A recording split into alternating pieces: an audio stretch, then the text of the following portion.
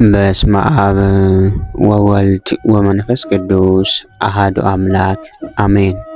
እንኳን በነሐሴ 7 ቀን ታስበውና ተከብረው ለሚውሉ ለቅዱሳን በዓላት እንዲሁም ለእመቤታችን ለቅድስት ድንግል ማርያም ዓመታዊ የጽንሰት በዓል በሰላም አደረሳችሁ አደረሰን። ቁጽረታ ወይም ጽንሰታ ለማርያም። ይህች ዕለት አበው ሊቃውንት ጥንተ መድኃኒት የድህነት መነሻ ቀን ሲሉ ይጠሯታል። ስለምን ነው ቢሉ ለዓለም መድኃኒት ምክንያት የሆነች የአምላክ እናቱ የተጸነሰችበት ዕለት በመሆኑ ነው። አንድም ከአዳም ስህተት በኋላ ያለ ጥንተ አብሶ የተጸነሰች የመጀመሪያዋ ሰው እርሷ ናትና እንዲህ ይላሉ። ድንግል ሆይ መጸነስሽ ያለ በደል ወይም ያለ ጥፋት ነው፣ የተወለድሽበት ማኅፀንም ቅዱስ ነው ይላሉ በመጽሐፈ ሰዓታትና በኢሳይያስ ምዕራፍ 1 ከቁጥር 9 በመኃልየ ምዕራፍ 4። ይህች ዕለት ለኢያቄምና ለሐና ብቻ ሳይሆን ለፍጥረታት ሁሉ የተስፋ ድህነት ቀን ናትና ሐሴትን ልናደርግ ይገባል። የእመቤታችን መጸነስስ እንደምን ነው ቢሉ ከነገደ ይሁዳ የሚወለድ ቅዱስ ኢያቄም የሚባል ደግ ሰው ነበር። ከነገደ ሌዊ ወይም አሮን የተወለደች ሐና የምትባል ደግ ሴት አግብቶ በሕጉ ጸንተው በሥርዓቱ ተጠብቀው ይኖሩ ነበር።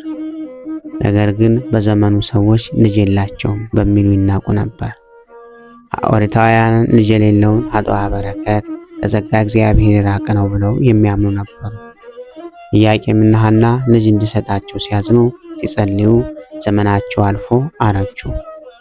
እነርሱ ግን የሚያመለክቱት የአብርሃምና ሳራን አምላክ ነውና ተስፋ አልቆረጡም ነበር።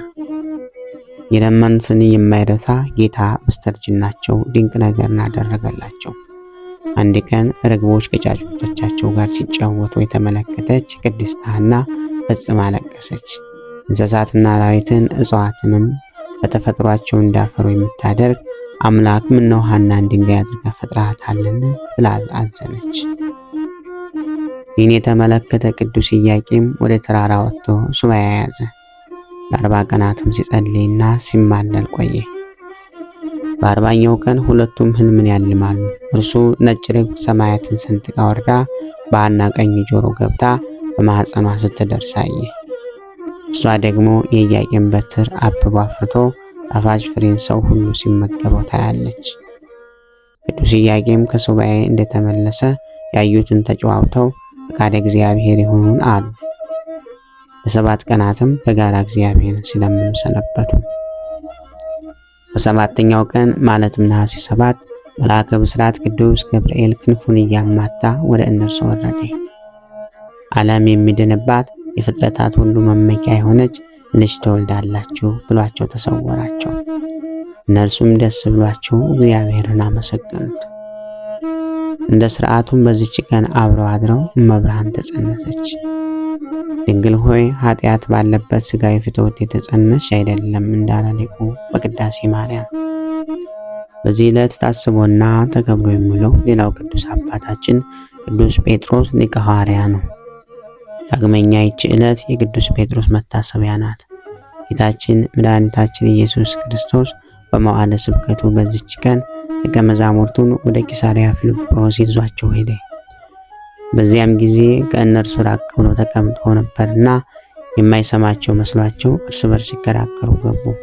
የክርክራቸው መነሻ ደግሞ ጌታችን ነበር። የዋሃን ወይም ገና ምስጢርን ያልተረዱ ነበሩና አንዱ ተነስቶ ኤልያስ ነው፣ ሌላኛው ሙሴ፣ ሶስተኛው ኤርምያስ ነው በሚል ተከራከሩ።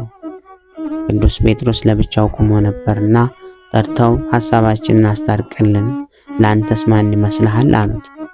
አረጋዊ ሐዋርያ ተቆጣቸው። እናንተ እንደምታስቡት እርሱ ከነቢያት አንዱ ሳይሆን እግዚእ ነቢያት የነቢያት ፈጣሪ ነው አላቸው። ወዲያውም ጌታ ጠርቷቸው ወደ እርሱ ቀረቡ።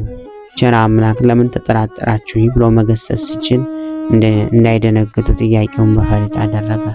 የሰው ልጅ ሰዎች ማን ይሉታል አላቸው። እነርሱም በልባቸው ያለውን የሌላ አስመስለው ተናገሩ። ጌታችን እናንተስ ማን ትሉኛላችሁ ቢላቸው ጸጥ አሉ። ገና ሃይማኖታቸው አልጸናም ነበርና በዚያን ጊዜ ቅዱስ ጴጥሮስ ተነስቶ አንተ ውእቱ ክርስቶስ ወልደ እግዚአብሔር ሕያው አንተ ያው እግዚአብሔር የባህሪ ልጁ ክርስቶስ ነህ አለው። በማቴዎስ ወንጌል ምዕራፍ 16 ከቁጥር 16። ይህች ቃል የክርስትና ሃይማኖት መሰረት ናትና ጌታችን አንተ አለት ወይም መሰረት ነህ ብሎ የቤተ ክርስቲያንን በዚህ እምነት ላይ መሰረት ተናገረ። ለቅዱስ ጴጥሮስም መራውተ መንግስት የመንግስተ ሰማያት መክፈቻ ቁልፍ ስልጣን ተሰጠው። ዛሬ ለበርካቶች የጸነነባቸው ይኸው እምነት ነው። ኢየሱስ ክርስቶስን አምላክ ወልደ አምላክ ወልደ ማርያም አካላዊ ቃል ስጋዊ ቃል ገባሬ ሁሉ የሁሉ ፈጣሪ ብለው ካላመኑ እንኳን ጽድቅ ክርስትናም የለም።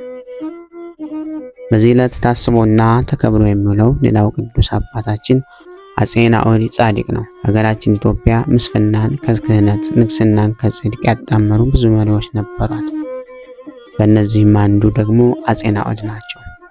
ጻድቁ ንጉስ የነገሱት ከ1487 እስከ 1499 ዓመተ ምህረት ሲሆን እመቤታችን በነበራቸው ልዩ ፍቅር ይታወቃሉ። ካህን እንደነበሩም ይነገራል። ዛሬ ሁላችን የምንወዳት ጸሎት ወይም ሰላም ለኪ እንዘ ንሰግድ እንብለኪ የደረሷት እርሳቸው ናቸው። ትልቁን መልክአ ማርያምም ደርሰዋል። ይህ መልክ ጣዕሙ ልዩ ነው። ጻድቁ ንጉስ ሚስት ወይም ማርያም ክብራ ልጆቻቸው አፄ ልብነ ድንግልና ብሩክት ሮማነ ወርቅ እጅግ መልካም ክርስቲያኖች ነበሩ። ንጉሥ አፄ ናኦድ ከባለሟልነት የተነሳ ድንግል ማርያምን እመቤቴ ስምንተኛውሽ መቼ ይገባል? ጊዜውስ እንዴት ያለ ነው አሏት። መብርሃንም በአካል ተገልጻ የዘመኑና የሰውን ክፋት ነገረቻቸው። ንጉሱም አዝነው እመቤቴ ከዛ ዘመን አታድርሽኝ አሏት። በዚህ ምክንያት የስምንተኛው ሺህ ዘመን መስከረም 1 በ1500 ዓመተ ምህረት ሊገባ እርሳቸው ነሐሴ 7 ቀን በ1499 ዓመተ ምህረት አርፈዋል። ጌታችን መድኃኔ ዓለም ክርስቶስ የድንግልናቱን ጣዕም ፍቅር፣ ቅዱስ ጴጥሮስን ሃይማኖትና የአፄ ናኦድን በረከት ያሳድርብን። በነሐሴ 7 ቀን ታስበውና ተከብረው የሚውሉ ዓመታዊ የቅዱሳን በዓላት በዓለ ጽንሰታ ለእግዝእትነ ማርያም፣ ቅዱሳን ኢያቄም ወሐና፣ ቅዱስ ገብርኤል ወበስር፣ ቅዱስ ጴጥሮስ ሊቀ ሐዋርያ፣ አፄ ናኦድ ጻድቅ ንጉሠ ኢትዮጵያ፣ ቅዱስ ዮሴፍ ጻድቅ ወልደ ያዕቆብ ልደቱ፣ አባ ጢሞቴዎስ ሊቀ ጳጳሳት ናቸው። ወርኃዊ በዓላት ደግሞ ስሉስ ቅዱስ አብ ወወልድ ወመንፈስ ቅዱስ፣ አባ ጊዮርጊስ ዘጋስጫ፣ አባ ሲኖዶስ የባሕታውያን አለቃ፣ አባ ዳንኤል ዘገዳመ ሲሐት፣ አባ ባውላ ገዳማዊ፣ ቅዱስ አትናቴዎስ ሐዋርያዊ፣ ቅዱስ አግናጤዎስ ለአንበሳ የተሰጠ ናቸው። መሰረቷ በተቀደሱ ተራሮች ናቸው። ከያዕቆብ ድንኳኖች ይልቅ እግዚአብሔር የጽዮንን ደጆች ይወዳቸዋል። እግዚአብሔር ከተማ ሆይ በአንቺ የተደረገውን ድንቅ ነው፣ ሰው ሁሉ እናታችን ጽዮን ይላታል። በመዝሙረ ዳዊት ምዕራፍ 86 ከቁጥር 1 እስከ 6። ክብር ምስጋና ይሁን አንድ አምላክ ለሚሆን ለአብ ለወልድ ለመንፈስ ቅዱስ ስም እስከ ዘላለሙ አሜን።